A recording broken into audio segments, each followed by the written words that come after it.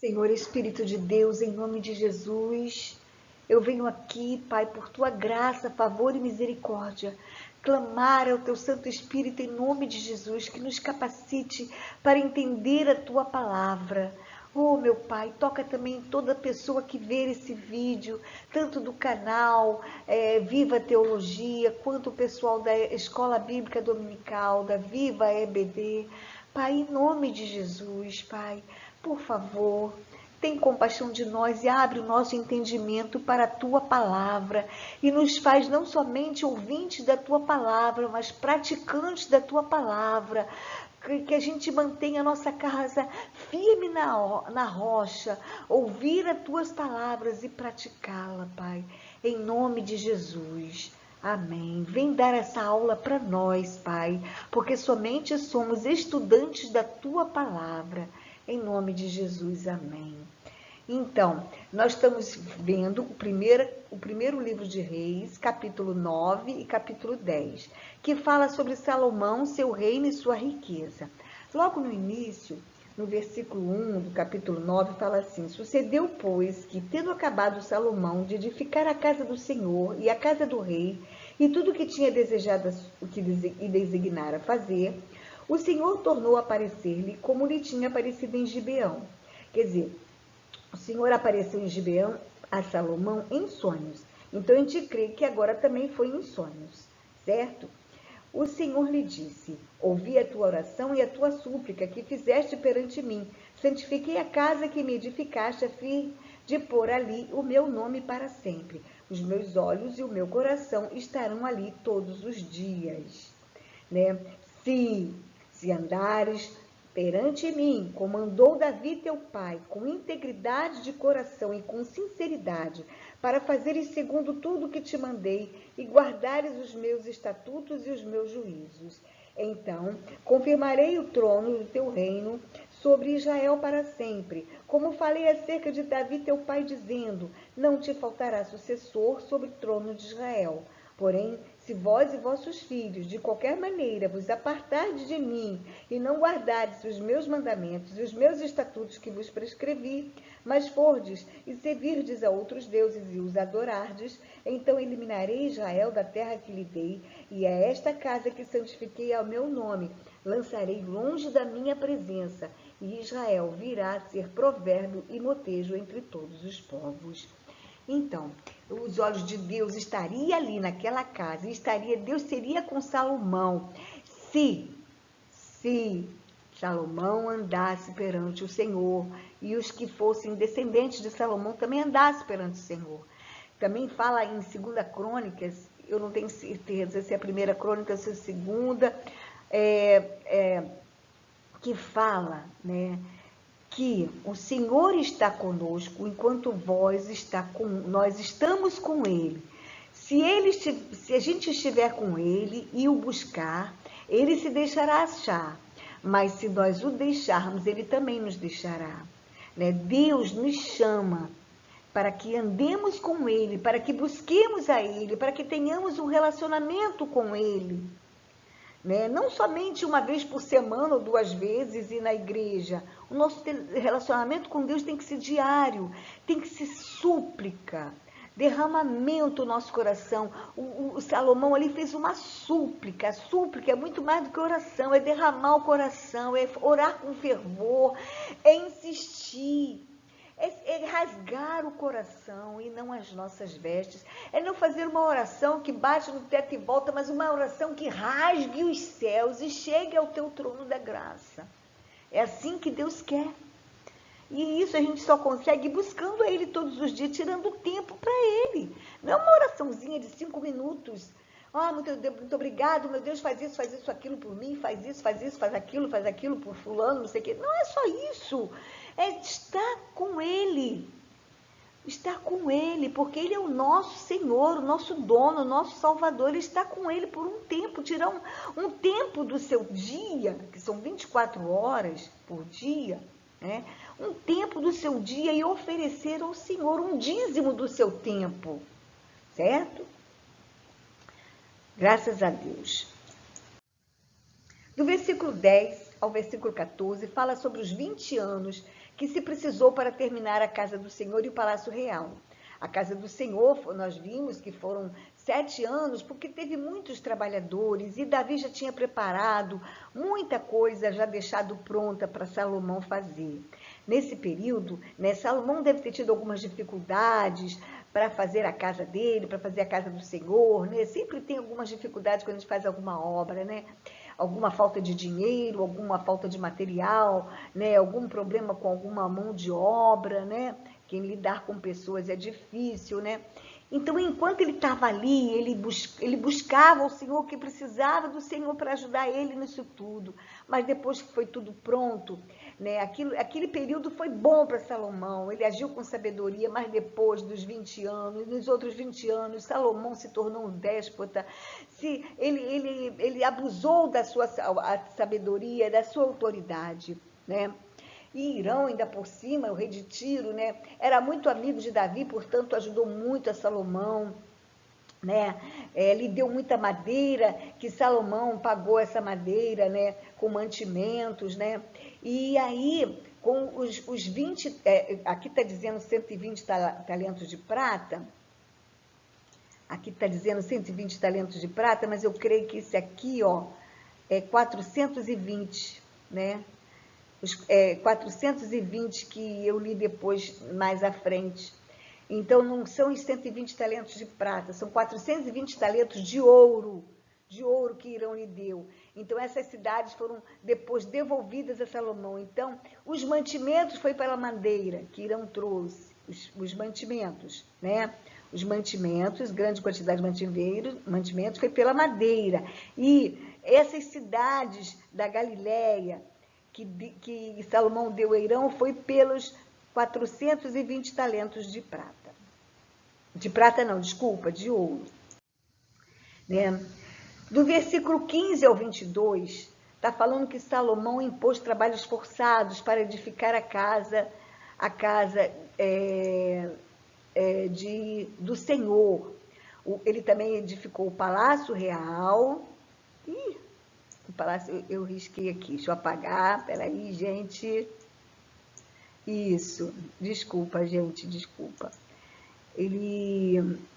Aqui é melhor esse aqui. Ele fez o palácio real, certo? Fez Milo, que era um baluarte de defesa sobre um pequeno monte do lado sul do templo. Ele fez o muro de Jerusalém. Deixa eu ver aqui. Ele fez Azor, a cidade de Azor, ele fez Megido, ele fez Gezer. Gezer foi uma cidade que o faraó, rei do Egito, queimou e conquistou e matou seus habitantes, né? Aí ele pediu para Salomão que edificasse essa cidade como um dote pela sua filha. Salomão também edificou a cidade de Bet-Horon, Baalate, Tadmor, em toda a terra do seu domínio. Os que trabalharam forçados eram os amorreus, heteus, fariseus, heveus e jebuseus. Os israelitas eram príncipes, oficiais de guerra, né? Então, no versículo 22, 21, não, 20 ao 22, está falando assim: quanto a todo o povo que restou dos amorreus, heteus, fariseus, heveus e jebuseus, e que não eram dos filhos de Israel, a seus filhos que restaram depois deles na terra, os quais os filhos de Israel não puderam destruir totalmente, a esses fez Salomão trabalhadores forçados até hoje. Porém, dos filhos de Israel não fez Salomão escravo algum. Eram homens de guerra, e seus oficiais, e seus príncipes, seus capitães e chefes dos seus carros e dos seus cavalarianos, né? Então, eles eram chefes das obras, os israelitas chefiavam a obra que os trabalhadores forçados faziam para Salomão. No versículo 23 a 28, está falando sobre 550 oficiais israelitas que dirigiam a obra do Senhor. No verso 24, do capítulo 9, está falando assim: subiu, pois, a filha de Faraó da cidade de Davi, a sua casa, que Salomão lhe edificara, e então edificou a Milo. Né? Então, aqui no caso, aqui é que foi o casamento da filha de Faraó. No versículo, no versículo 25, está falando que 3 vezes por ano Salomão oferecia holocaustos e sacrifícios. Essas 3 vezes era na Páscoa, no Pentecoste e na festa dos tabernáculos. O rei Salomão fez também naus quer dizer navios, em Ezion, Geber e Edom. Irão, rei de Tiro, e seus marinheiros com aquelas naus, aqui era naus, gente, aqui está errado, aqui é naus, que eu queria escrever, naus, tomaram de Ofir 420 talentos de ouro e deram a Salomão, certo? Então, vamos ler aqui. No versículo 26, fez o rei Salomão também naus em Ezion-Geber, que está junto a Elate, na praia do Mar Vermelho, na terra de Edom. Mandou Irão, com aquelas naus, os seus servos marinheiros, conhecedores do mar, com os servos de Salomão. Chegaram a Ofir e tomaram de lá 420 talentos de ouro que trouxeram ao rei Salomão, né? Então, eles precisavam, Salomão sempre precisou fazer aliança com os povos pagãos. Isso foi perigosíssimo. No capítulo 10, versículo 1, fala da rainha de Sabá. Sabá era um reino dos descendentes dos filhos de Ramá, netos de Cus. Vamos ver lá em Gênesis, capítulo 10, versículo 7. Vamos lá, para ver quem é Sabá, o que é Sabá, né? Qual é o reino, que terra é essa de Sabá?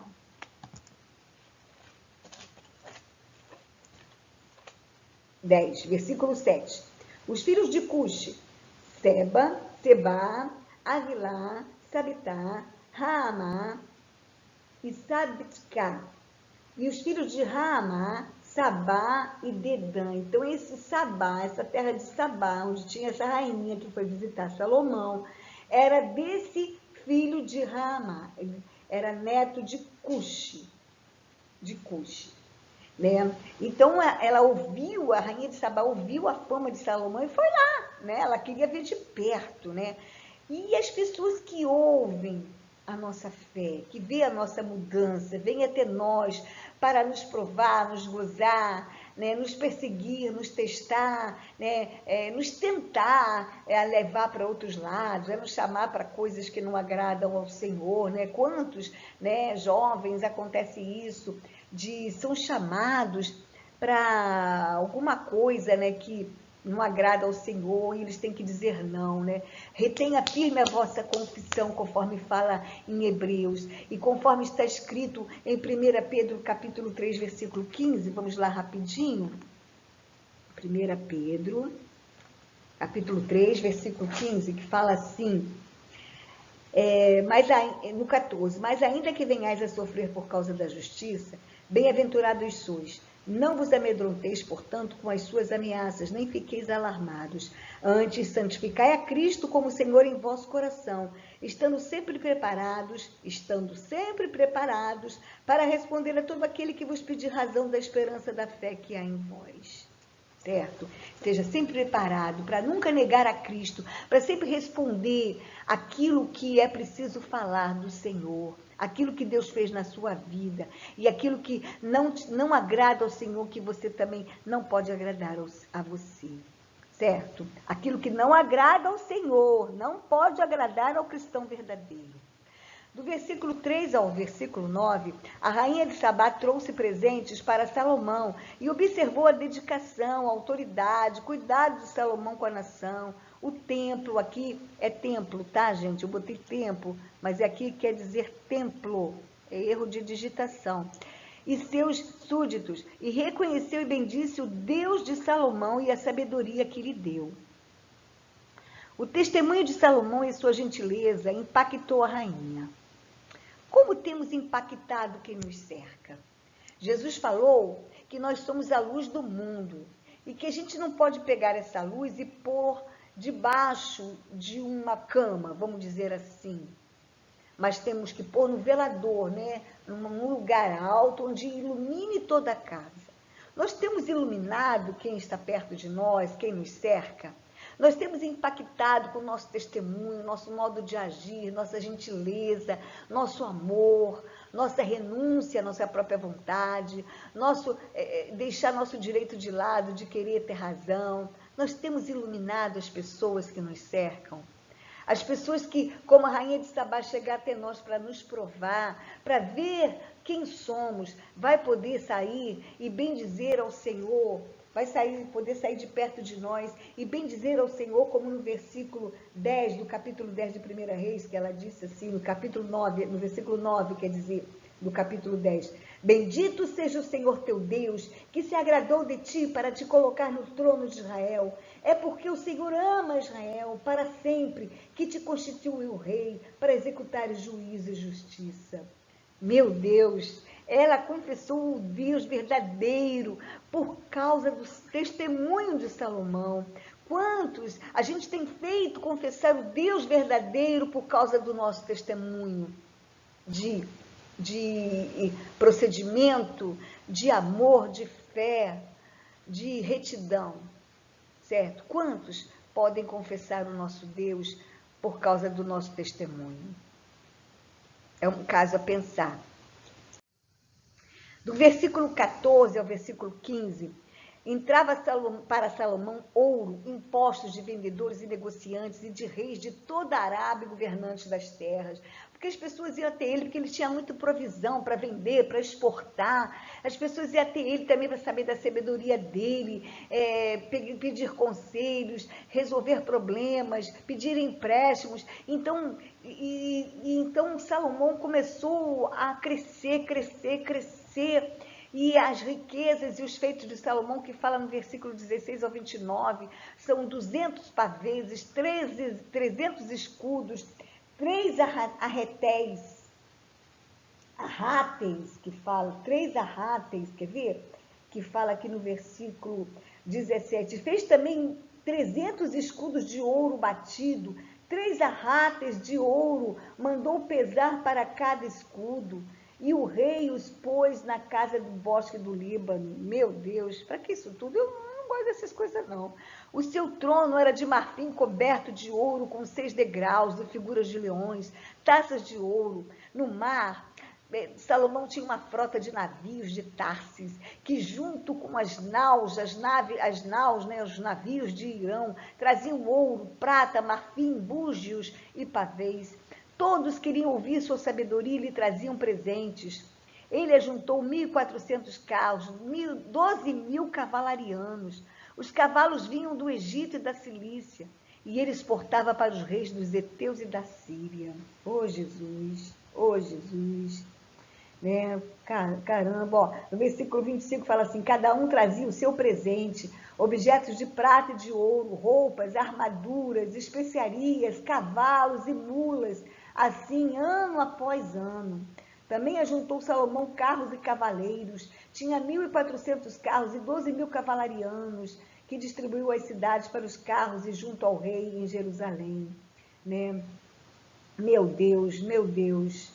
Fez o rei que em Jerusalém houvesse prata como pedras, e cedros em abundância como os sicômoros que estão nas planícies. Os cavalos de Salomão vinham do Egito e da Cilícia, e comerciantes do rei os recebiam da Cilícia por certo preço. Importava-se do Egito um carro por 600 ciclos de prata e um cavalo por 150. Nas mesmas condições, as caravanas que traziam e os exportavam para todos os reis dos heteus e para os reis da Síria. Oh, Jesus! Mas por causa de tudo isso, o coração dele deve ter se ensoberbecido e ele casou com muitas mulheres, ele se deixou seduzir, ele fez tudo aquilo que Deus falou para o rei não ter, muitos cavalos e muitas mulheres, e ele teve. Isso ensoberbeceu o coração de Salomão e ele foi e serviu a outros deuses, infelizmente. Naquela época, Israel dependia da civilização de Tiro para o que não era comércio e agricultura. Sendo assim, após séculos de escravidão, no Egito, 40 anos no deserto e 400 anos na época dos juízes. A civilização, quer dizer, a sociedade, né? A sociedade, a civilização de hoje em dia também tem disso, né? Despertou Israel para aos poucos assimilar o paganismo. Temos que ter muito cuidado para que o sistema desse mundo não nos assimile ao paganismo, ou não nos desperte para o paganismo. Que Deus nos guarde do sistema desse mundo. Por isso que em Romanos o apóstolo Paulo fala, e não vos conformeis com este século. Nós precisamos muito nos preocupar com isso. Salomão se entregou à idolatria, e 60 anos após a sua morte, Jezabel, que se casou, aqui, né, se casou, gente, foi outro erro de digitação. Jezabel, que se casou com o rei de Israel, Acabe, quase extirpou os adoradores do Deus Altíssimo. Ainda bem que hoje em dia existem verdadeiros adoradores que não negam o nome de Jesus. Mas graças a Deus em Cristo Jesus, que nele temos a redenção pelos nossos pecados e o retorno ao lar verdadeiro, pela fé no sacrifício de Cristo. Você crê? Você crê que em Cristo você pode se arrepender de seus pecados e herdar a vida eterna em Cristo Jesus, voltar ao lar verdadeiro, ao templo do Senhor verdadeiro? Você crê que você pode ser um templo do Senhor verdadeiro? Ah, meu Deus!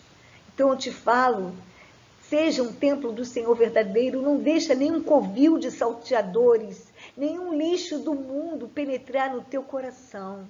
Não deixa. Que o Santo dos Santos, no teu interior, não tenha janelas para entrar nenhuma luz estranha, nenhum fogo estranho, para não entrar nada que não seja o Senhor. Que apenas a luz do Senhor esteja iluminando o teu Santo dos Santos, o teu coração, o teu mais profundo ser.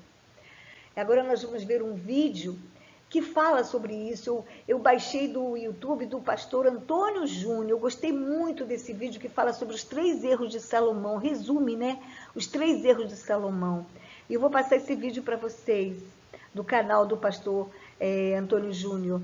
Eu mandei um recado para ele nos comentários, pedindo se eu poderia colocar na minha aula.